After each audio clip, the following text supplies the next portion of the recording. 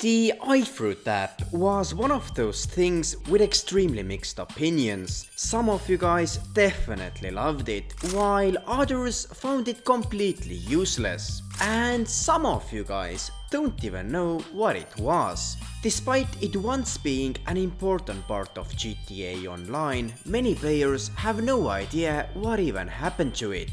How useful was actually the iFruit app? What caused the downfall of it? And will we potentially see the app making a return in Vice City and GTA 6? For all of these questions and many more, we finally have the answers in this documentary. To start off, I think it is completely fair to say that whatever your opinion on the app was, for 2013 it was quite revolutionary. For anyone who hasn't yet understood, the iFruit app was available in real life for both the Apple's App Store as well as Android's Google Play Store. Inside this app were some pretty cool features connected with your in-game characters. And that means all three of the GTA 5 protagonists as well as their GTA Online counterpart. Unfortunately, in December of 2022, Rockstar decided to once and for all close the legendary app in the App Store. Their initial reason for it was a soon-to-be launched replacement service. But as we are already heading towards the second part of 2025 with no real replacement anywhere to be seen, I think we all understand the actual reason behind the end of it. In general, the app consisted of multiple different games and features, but there were two that were most widely used: Chop the Dog and LS Customs. Chop the Dog was a minigame connected with Franklin's in-game dog called Chop. Inside this minigame you had to feed him, give him water or even go on walks. Additionally, there were 3 different minigames alongside it. One where you had to keep other dogs away from Chop's bitch, another where you had to defend Franklin's buffalo from the Ballas, and finally a game where Chop had to rip off bikinis from women on the beach. But perhaps the most used feature of the Chop minigame though was the ability to teach the dog different tricks, which you could also then see Chop performing in the real game itself. To be honest, I myself don't really remember using the Chop minigame all that often. Around 80% of the time, most players use the iFruit app to log into the LS Customs feature.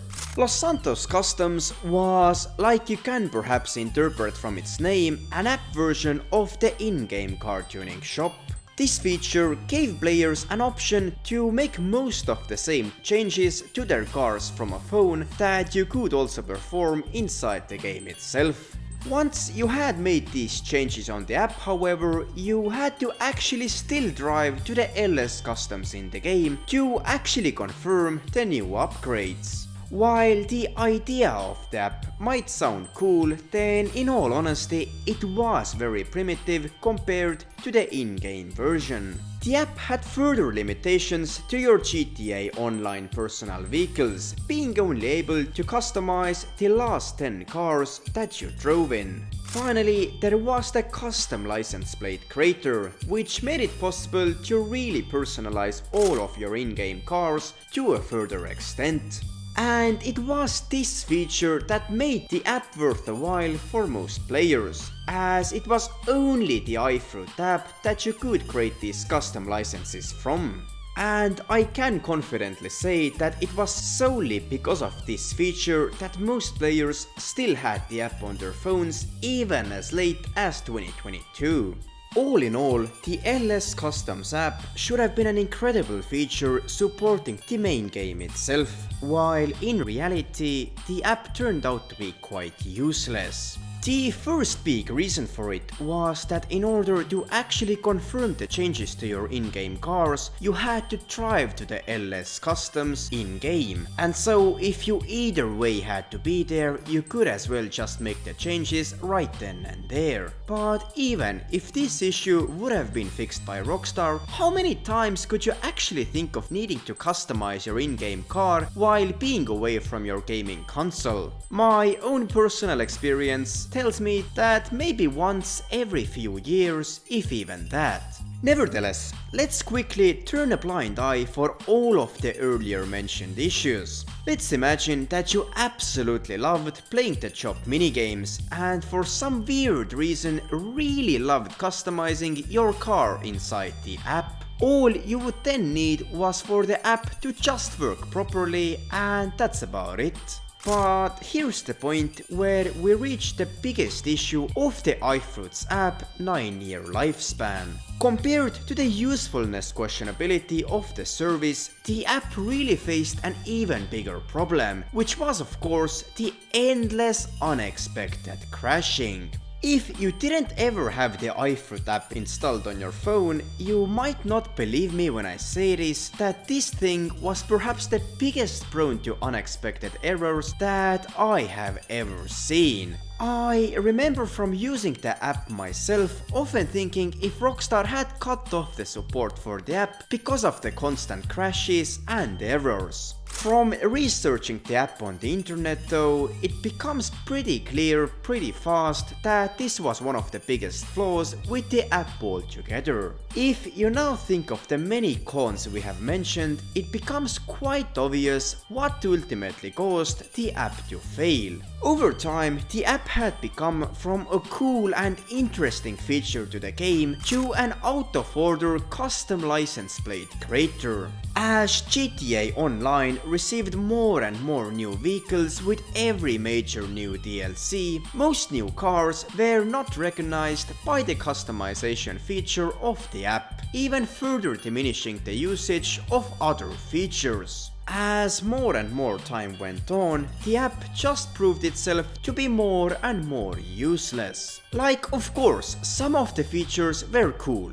and of course it was cool to see Rockstar be creative with their ideas, but from a rational point of view, all of these features that the app gave us would have been way better suited to the actual game itself.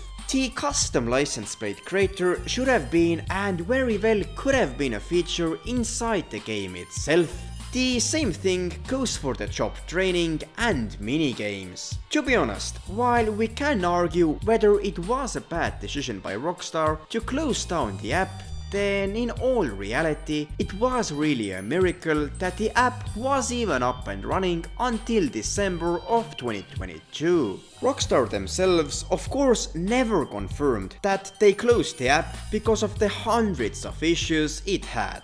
Their official reason for it was that they were very soon going to bring out a replacement for the app's many features. And that begs the question if we will actually see the comeback of the iFruit app in GTA 6. If there's one thing I have learned from playing GTA over the years, it's that Rockstar Games loves creativity and innovation. That can be seen from their enormously successful open world game titles that no other game developer has been able to match, as well as from the smaller and simpler things like providing apps alongside their mini games. GTA 5 has not been the only game to get itself its own unique app. In 2017, Red Dead Redemption 2 became the second title to have its own companion app.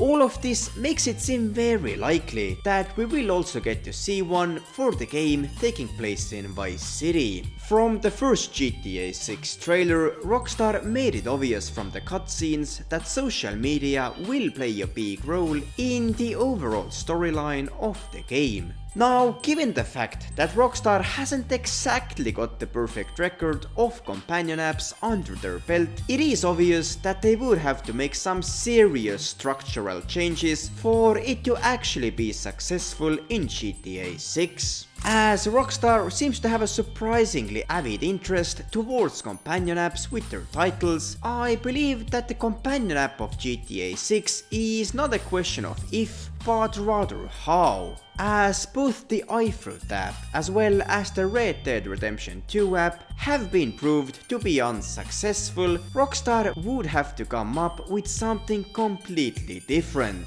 Now, this is just my own imagination, but I believe that if Rockstar would make the app somewhat more related to the activities of the game itself, the app would be widely more successful. What I mean by that is you should really feel like you are logging into the game's universe when opening up the app.